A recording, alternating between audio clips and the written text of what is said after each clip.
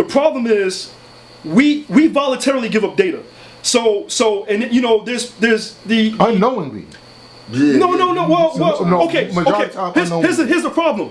When you subscribe to any of these platforms and these applications, are you reading that whole terms and conditions? True. It says click this button. So in the terms and conditions, explaining how they're using the data. Let's just talk about your phone, for example. On your phone, the app might say, we're going to use location tracking from this app, so we know where you're going, and other little minute pieces of data. All that data, again, is extracted and combined and produce information. And the information they're producing gives them more understanding on you as for your behavior, and especially as a consumer, so they know how to better target you.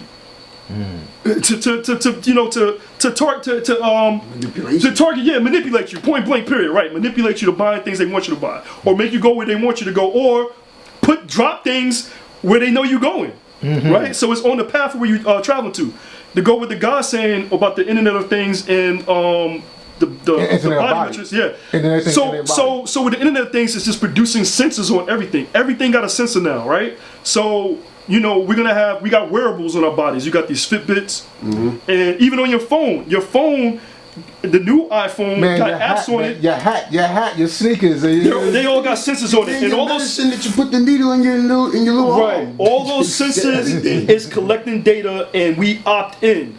We opt in by using those products, and we don't read the terms and conditions to see how they're using it. Now, here's another problem. Here's a big problem. And I touch on this in my classes.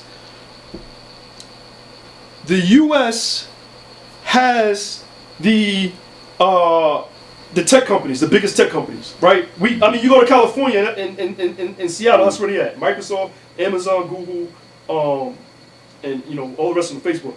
And the problem is in America, these are the wealthiest companies are on the planet.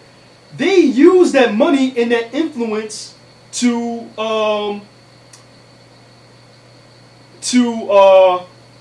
I'm trying to find the right word because I don't want to say the wrong things. They use it basically to massage or influence policies as far as legal policies on data privacy and protections. Because when you look at Europe, and even in California, Europe has very tough, stringent data privacy laws. They have something called the GDPR, right? The General Data Protection Rights Act.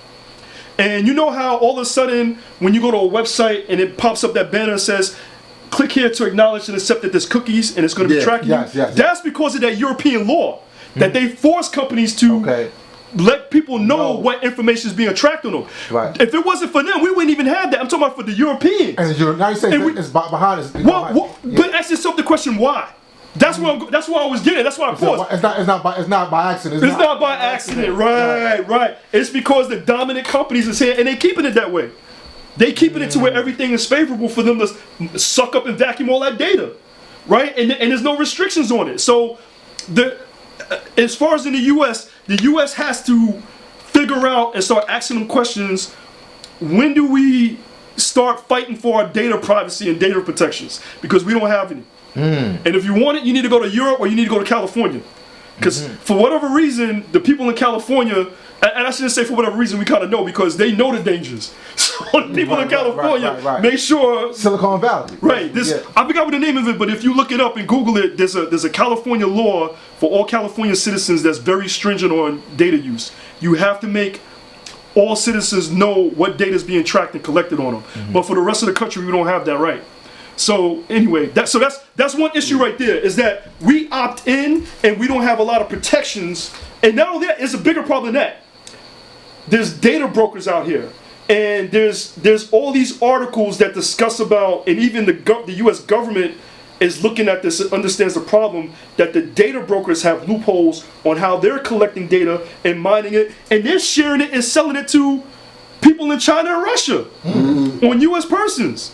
Which is like a risk to national security. So the government is trying to even just close that. Like the data brokers is like, for example, your stuff on Facebook, and then your driver's license pictures, right? Man, God, we can go all over the place. Because here's another quick thing. Talking about I.O.T. and sensors. You know, in your car, most cars from after 2021, They got sensors on it. The car, Toyota, Honda, whoever it is collecting information, and they share that with the insurance companies. Oh, shit. Yeah, and the insurance companies will use that to determine your insurance rate, to see how fast you traveling or how many repairs you had on it, and all these things like that. So there's sensors all over the place, going back to the God's point about Internet things, and these sensors is collecting data, and all that data is being combined and aggregated to produce information that's giving these businesses data analytics and business insight, which they use to monitor. They know you and understand you. They know you better than you know, especially as a shopper and consumer, all the information. So, I mean, it's really difficult. You must do your own research, as I did.